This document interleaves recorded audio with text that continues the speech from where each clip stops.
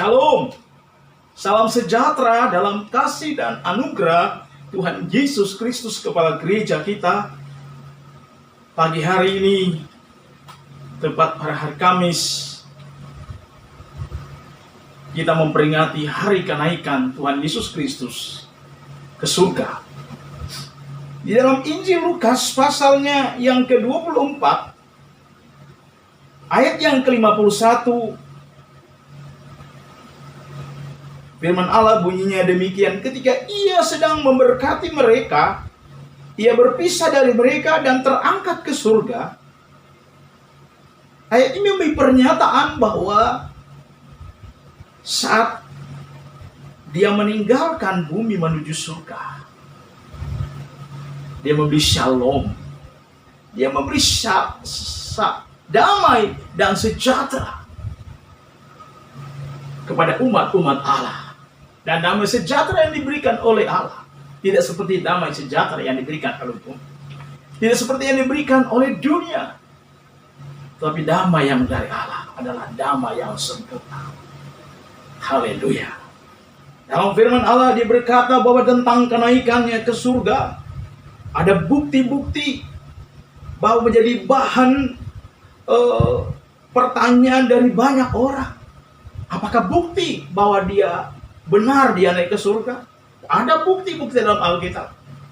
Pertama, bahwa benar dia naik ke surga sebab disaksikan oleh banyak orang. Dalam Kisah Rasul pasal 1 ayat 6 sampai 10.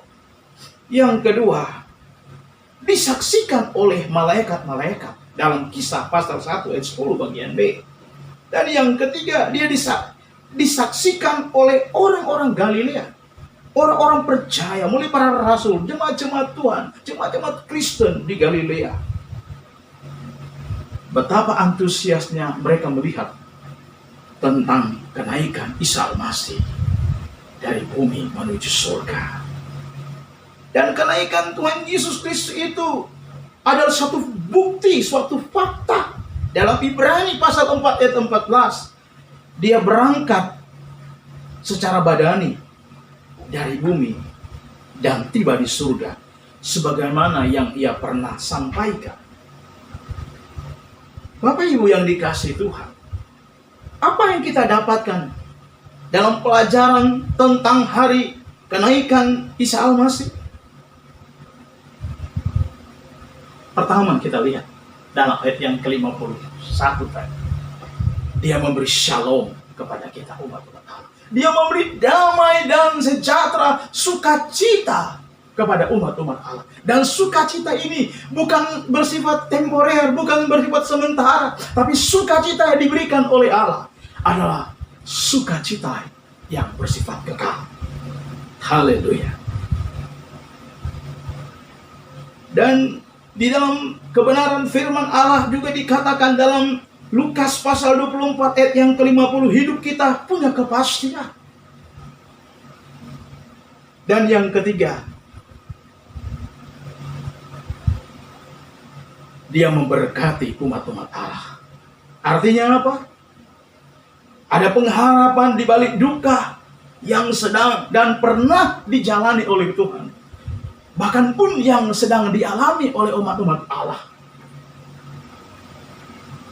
Dan yang keempat, kita tahu bahwa dia adalah raja di atas segala raja.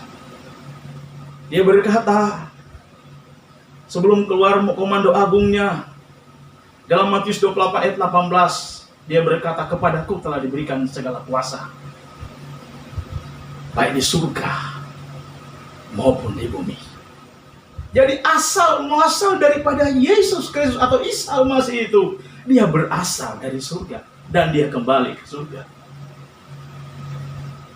Dalam komando agung Yesus sebelum dia meninggalkan bumi menuju surga, dia memberikan komando agung yang sangat spesifik kepada kita umat-umat Allah. Karena itu, wartakanlah Injil kepada segala makhluk. Dia katakan dalam amanat agungnya di dalam Markus 16 ayat 15 sampai 18, Dia menyuruh kita umat-umat Allah, hamba-hamba Allah, memberitakan kabar baik itu.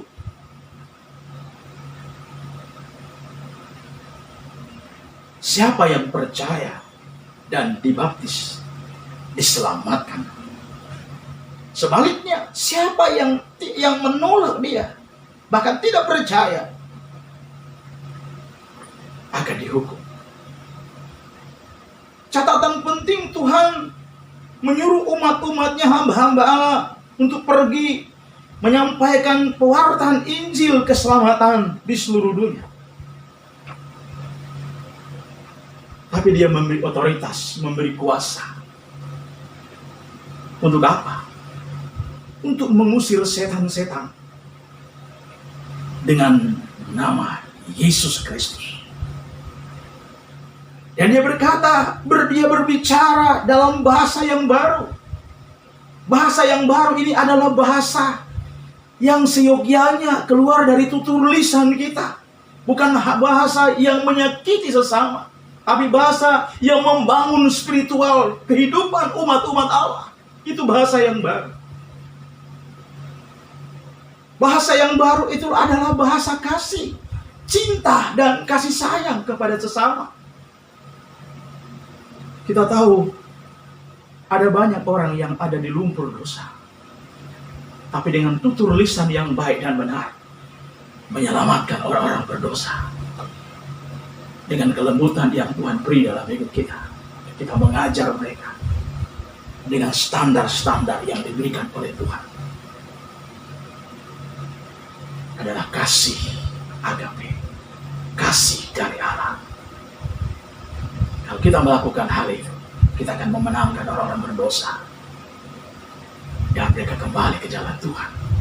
Karena itu memang inti daripada kepergiannya dari bumi menuju surga.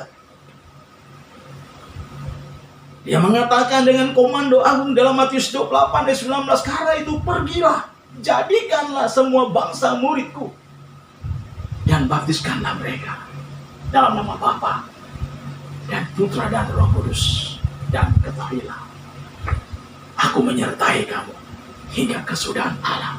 Luar biasa. Dia menyuruh kita umat-umat Allah, dia menyuruh kita hamba-hamba Allah, tapi dia memproteksi kita dengan kuasa dari tempat yang mana. Itulah kuasa Roh Kudus. Kuasa itu yang menggerakkan kita sehingga kita ada sukacita dalam melayani pekerjaan Tuhan. Dia memberi shalom kepada kita.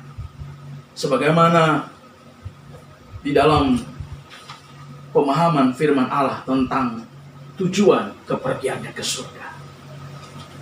Demi pernyataan di dalam firman Allah, tujuan kepergiannya ke surga tidak lain adalah supaya umat-umat Allah memiliki kepastian dalam pengiringan kepada Dia.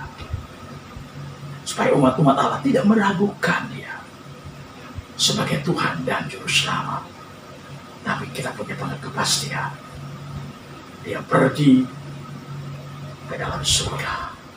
Dan Dia janji yang terakhir, Dia akan datang kembali untuk menjemput kita umat-umat Allah. Demikianlah firman Allah yang kami sampaikan pada pagi hari. Kiranya Tuhan memberkati kita semua pagi hari ini. Mari kita tunduk kepala, kita berdoa. Bapa surgawi, kami bersyukur buat segala rahmat dan anugerah-Mu yang sangat indah dalam hidup kami. Engkau memberi kami kepastian, sehingga kami bergairah, bersemangat dalam mengiring Tuhan, bersemangat dalam kami memenangkan orang-orang berdosa, supaya mereka datang kepadamu untuk kami bawa, memboyong mereka dari bumi menuju surga.